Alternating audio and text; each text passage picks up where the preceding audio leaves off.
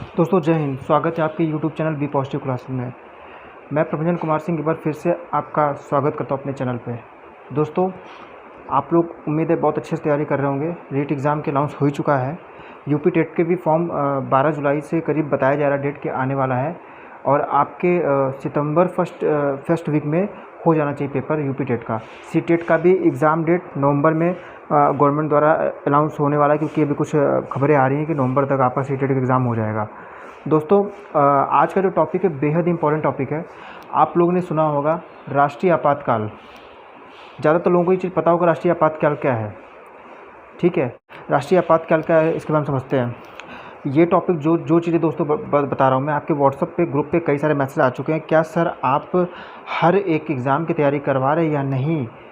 दोस्तों मैं कितनी बार बता चुका कि मैं जो तैयारी करवा रहा हूँ वो चीज़ें आपका REET exam, UP TET, C TET, आपका जितने भी एग्ज़ाम है, यूपीएसआई, आप जानते होंगे, हिस्ट्री हो, चाहे मैं पॉलिटी पढ़ा रहा हूँ, चाहे मैं जो भी चीज़ें पढ़ा रहा हूँ, वो सब चीज़ें तो आती हैं ना, हर एक एग्ज़ाम में आती हैं। तो फैक्ट जो है वो इम्पोर्टेंट फैक्ट हर एग्ज़ाम के लिए है, आप अगर दृष्टि माने। लेकिन मेरा जो फोकस है, मैं रीट को इसलिए फोकस कर रहा हूँ, रीट को इसलिए बार बार मैं आपको कहता हूँ रीट एग्ज़ाम के लिए, क्योंकि रीट के एग्ज़ाम सबसे पहले सितंबर में होने वाला है। आपका डेट अनाउंस हो चुका है और उसमें करीब 30,000 भर्तियाँ, 40,000 भर्तियाँ आने वाली है। ठीक है, लेवल फर्स्ट और लेवल 2 का मिला के। तो हम पहले जो एग्ज़ाम है जिसमें होने के चांसेस ज़्यादा है, मैं उसको ज़्यादा फोकस कर रहा हूँ। लेवल सबका एक ही है, यूपीएसआई भी देंगे तब भी उसमें भी पॉलिटी आएगी, हिस्ट्री आएगी। जो भी कम्पिटिटिव एग्ज़ाम की तैयारी करें उनको, बच्चों को पता होगा। ठीक है दोस्तों, आज का टॉपिक स्टार्ट करते हैं हम। आज का टॉपिक है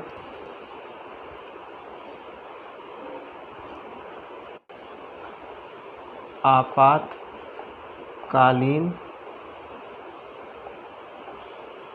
उपबंध जिसको कहते हैं इमरजेंसी प्रोविजनर, है ना। क्या बोलेंगे? इमरजेंसी प्रोविज़न, है ना, प्रोविज़न।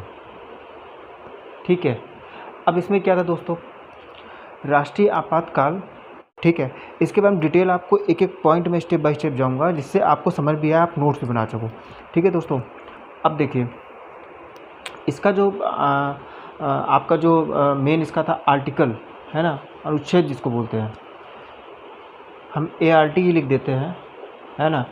ये था 352।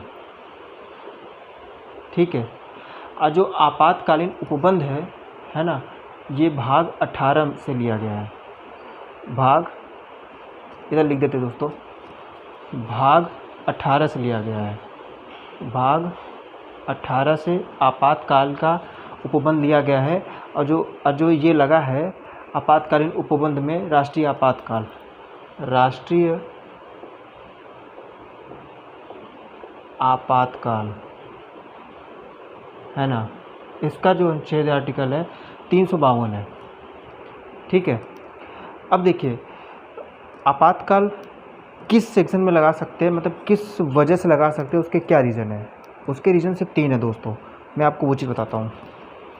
देखिए पहला रीज़न जो सबसे इम्पोर्टेंट है वो युद्ध का है।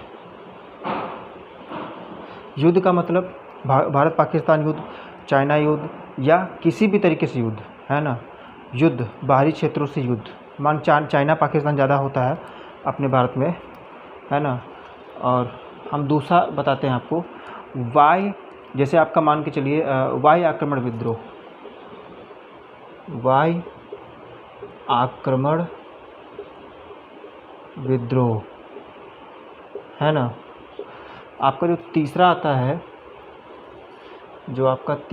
है, आप सशस्त्र विद्रोह, सशस्त्र विद्रोह।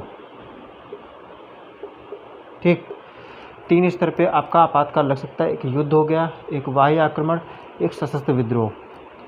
अब देखिए जो इस सशस्त्र विद्रोह था, सशस्त्र विद्रोह, ठीक, सशस्त्र विद्रोह को इसका नाम दूसरा दिया गया था। ठीक है, इसका नाम आंतरिक अशांति दिया गया था। आंतरिक अशांति, है ना, अशांति के नाम से इसको पहले जाना जाता था।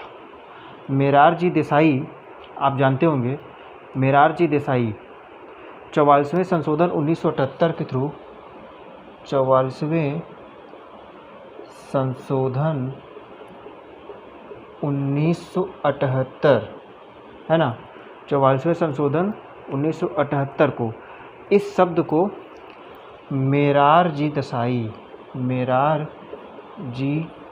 देसाई ने संशोधन करके इसका नाम सशस्त्र विद्रोह रख दिया था। सशस्त्र विद्रोह रख दिया था, विद्रोह रख दिया। ठीक, फिर से एक बार समझ लेते हैं। भाग 18 में आपातकालीन उपबंध का दिया गया है, इमरजेंसी प्रोविजनर। राष्ट्रीय आपातकाल है वो आर्टिकल 352 के थ्रू रखा गया है। अब आपका ये 3 स्तर पे होता है, एक युद्ध स्तर पे, एक वायु आक्रमण विद्रोह, एक सशस्त्र विद्रोह। ठीक है, 3 स्तर का। जो सशस्त्र विद्रोह है वो आपका आंतरिक विद्रोह के नाम से जाना जाता था। ठीक है, आंतरिक विद्रोह के नाम जाना जाता था। मोरारजी देसाई ने संशोधन करके उसका नाम आपका सशस्त्र विद्रोह रखा। ठीक है, ये कब हुआ था? 44वें संशोधन 1978 के थ्रू मोरारजी देसाई ने इसका नाम बदल के सशस्त्र विद्रोह रखा। इसका पहला नाम क्या था? पहले आंतरिक विद्रोह। इसका स्क्रीनशॉट लीजिए दोस्तों, फिर आगे बताते हैं।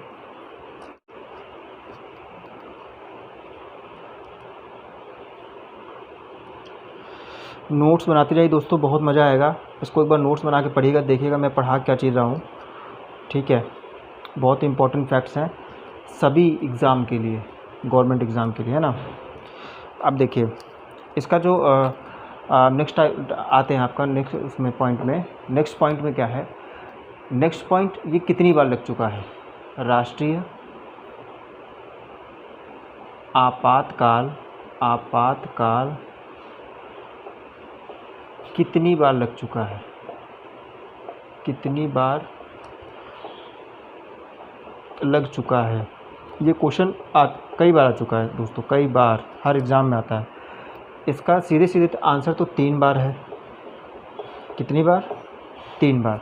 अब कौन कौन सा लगा था दोस्तों, कौन कौन सा लगा था ये भी जानना बेहद इंपॉर्टेंट है। पूछ सकता है आपको, जैसे यूपीपीएससी वगैरह पेपर में, आपके यूपीएससी पेपर में एक लाइनअप पे दे सकता है कि भाई कितने मतलब किस टाइप का आपातकाल मतलब लग चुका है। 1900 पहला हम आते हैं 1962, है ना। 1962 इंडो इंडिया, है ना, इंडो इंडिया प्लस चाइना युद्ध, है ना। ये कब? दूसरा जो आता है 3 दिसंबर 1971, 3 दिसंबर 1971 से, है ना, 21 मार्च 1977, 21 मार्च 1977। इस दिन क्या था? इस दिन आपका था पाकिस्तान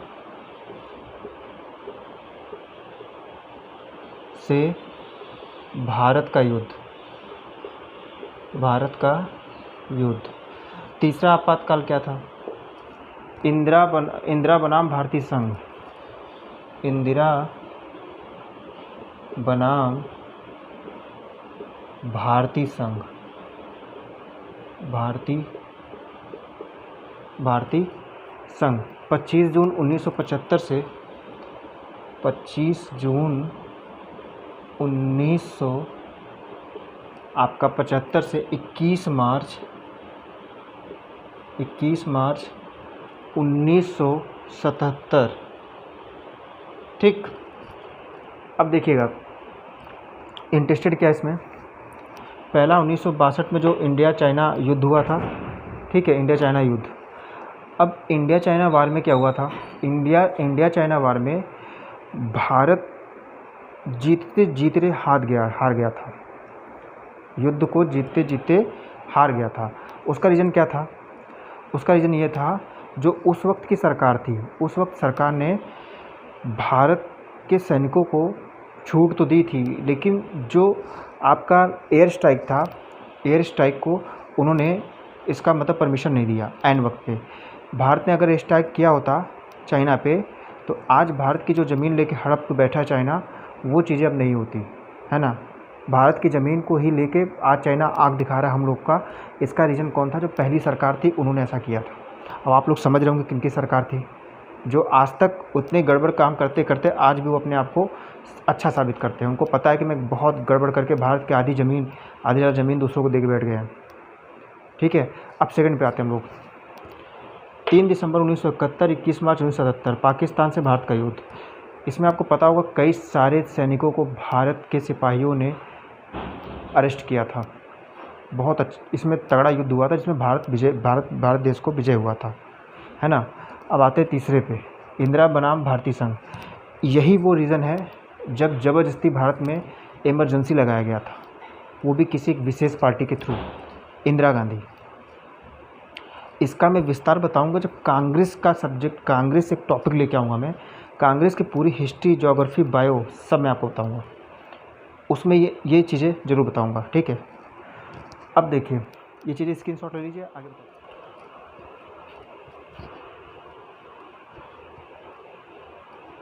है ना, इसकी सहमति कैसे होती है? सहमति, है ना, 1 महीने के भीतर भीतर, 1 महीने के भीतर भीतर, है ना, भीतर भीतर लोकसभा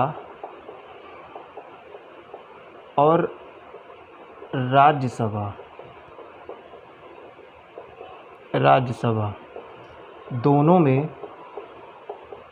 ठीक है, एक मंथ के भीतर भीतर लोकसभा और राज्यसभा दोनों में, आपका दोनों सदनों में इसकी मेजॉरिटी, स्पेशल मेजॉरिटी होनी चाहिए। स्पेशल मेजॉरिटी के थ्रू, मेजॉरिटी के द्वारा सहमति मिलती है। ठीक है, 1 महीने के भीतर भीतर लोकसभा और राज्यसभा दोनों में स्पेशल मेजॉरिटी के थ्रू सहमति होना आवश्यक है। ठीक है, इसके दूसरे पार्ट पे हम आते हैं। जैसे इसको अगर इसको असहमति, अगर इसको रद्द करना है तो इसका क्या होगा? सहमति मिलती है। ये हो गया, क्या है ये? 6 महीने लग सकता है, फिर प्लस 6 महीने में अगर फिर 6 महीने, फिर 6 महीने, है ना। उसके बाद अनिश्चित काल के लिए भी लग सकता है, अनिश्चित काल के लिए भी, है ना, काल के लिए भी लग सकता है। ठीक है दोस्तों, ये कुछ आपका राष्ट्रीय आपातकाल था, जो थोड़ा इम्पोर्टेंट फैक्ट थे, मैंने आपको वही चीज़ें बताई हैं। इधर उधर की बातों उस पर नई झमेला पालना है। तो उम्मीद होगी आप लोग को ये अच्छा लगा होगा। थोड़े थोड़े पॉइंट आपको इसलिए दे रहा हूँ क्योंकि आपको वही चीज़ मैं दूँ जो कि एग्ज़ाम में आते हैं, जो कि हर बार फंसने की चांसेस होते हैं। ठीक है, कोशिश ये करें कि इसका नोट्स बनाएं। नोट्स बना के आप देखिए, एग्ज़ाम के जो पिछले साल के जो पेपर्स हैं आप उनको उठाइए, उनको देखिए कि मैं क्या पढ़ा रहा हूँ। ठीक है, और दूसरी बात, आप लोग वॉच टाइम बहुत अच्छे से कर रहे हैं, बहुत अच्छा देख रहे हैं आप लोग वीडियोज़ को। ठीक है, उसके साथ साथ दोस्तों आपसे रिक्वेस्ट है कि सब्सक्राइब, लाइक ज़रूर किया करिए, जिससे आप पर मैसेज पहुंच पाएँ, कोई भी वीडियो छूटे ना। इस वक्त एग्ज़ाम टाइम में आपको फ्री सेवा इसीलिए दी जा रही है कि आप लोग उस चीज़ को नोट्स बनाएं। हमें कुछ नहीं चाहिए दोस्तों आपसे, हमें सिर्फ इतना चाहिए कि आप लोग नोट्स बना के उस चीज़ को याद करें, उस चीज़ को एग्ज़ाम में जाएँ, एग्ज़ाम हॉल में आप फ़ायदा उठाएँ। फ़ायदा उठा के जब सिलेक्शन पाएँ तो उसमें ये याद रखें कि हाँ, किसी ने पढ़ाया था मुझे फ्री ऑफ कॉस्ट, बिना पैसे का, और हमें फ़ायदा दिया। ठीक है, और जैसे कि कल मैं संडे को नहीं ले पाया था क्लासेस, तो उसमें क्या था, मैंने आपको विश भी नहीं कर पाया हैप्पी फादर्स डे, तो आज ही बोल देता हूँ हैप्पी फादर्स डे आप लोग के लिए। और पिता का साथ जीवन में भगवान करे सबके साथ में बना हो, चीज़ें हैं, पिता के साथ के बिना सब अधूरा है दोस्तों। हमको बचपन से लेके बड़ा करता है, बड़ा करने के बाद शिक्षा देता है, शिक्षा देने के बाद आगे बढ़ाते हैं, एक सीढ़ी चढ़ाते हैं, उन्हीं के द्वारा सब कुछ अच्छा बुरा जो भी ज्ञान मिलता है पिता के द्वारा ही मिलता है। एक पिता ही चाहे एक बच्चे का ज़िंदगी बना दे, एक पिता ही चाहे एक बच्चे की लाइफ बर्बाद कर दे। पिता सबके लिए इम्पोर्टेंट है दोस्तों। ठीक है दोस्तों, तैयारी करते रहिए, हम आपके साथ ऐसे ही लगे रहेंगे। आप लोग की बस यही प्यार बना रहे। सब्सक्राइब लाइक ज़रूर किया करिए दोस्तों, ठीक है। अच्छे रहिए, मस्त रहिए, अपना ध्यान देते रहिए और बड़ों का सम्मान करते रहिए। एक बात और जो कि मैं हर बार वीडियो में बताता हूँ, ये मुहिम जो हम लोगों ने चलाया था उसको बंद नहीं होना चाहिए दोस्तों। आप लोग के सहमति से आज राजस्थान में जो मैंने आपको बताया था कि राजस्थान में जो आपके वीर सिंह धाबाई सर हैं, वो अपने द्वारा गरीबों में जो बांट रहे हैं, खाना कंबल जो भी चीज़ बांट रहे हैं, उनकी जो भी है उनके पास वो चीज़ें दे रहे हैं। किसी के उनको कोई प्रॉफिट नहीं है, लेकिन फिर भी वो दे रहे हैं। क्यों दे रहे हैं? रीज़न है, किसी की हेल्प करना बहुत अच्छी बात है, खासकर कोरोना काल में दोस्तों। कोरोना काल की स्थिति में बहुत स्थिति ख़राब इस वक्त, और रीज़न क्या है आप जानते हैं। कोरोना काल में जो नौकरियां छूटी कुछ, अब तो ठीक है, स्थिति बहुत अच्छी हो रही है। धीरे धीरे गवर्नमेंट भी हटा रहा है ये सब चीज़ें, कर्फ्यू वगैरह सब चीज़ हटा रहा है, ठीक है। तो आप ज़रूर से ज़रूर अपनी तरफ से जितना हेल्प हो करते रहिए और देश के प्रति अपना योगदान देते रहें। दूसरा ये जो बॉर्डर पर अपने सैनिक हैं, उनको भी अपना प्यार यूट्यूब से, आपके फेसबुक से, कोई भी सोशल मीडिया से ज़रूर अपना प्यार भेजते रहिए और उनका मनोबल बढ़ाते रहिए। जो इस वक्त देश की स्थिति है इसमें बहुत बुरी चल रही है। पाकिस्तान का देख लीजिए, जब देखिए सीज़ फायर। चाइना का देख लीजिए, अभी भी ज़मीन हड़प के रखा है, लेकिन फिर भी चाहता है वो और ज़मीन हमारी हड़पे। देश के जवान दिन रात वहाँ पे रुक के अपने परिवार को छोड़ के हम लोग के लिए वहाँ पे डटे हुए दोस्तों, ठीक है। अपना ध्यान रखिएगा, मस्त रहिए, अच्छे रहिए। जय हिंद, जय भारत, वंदे मातरम।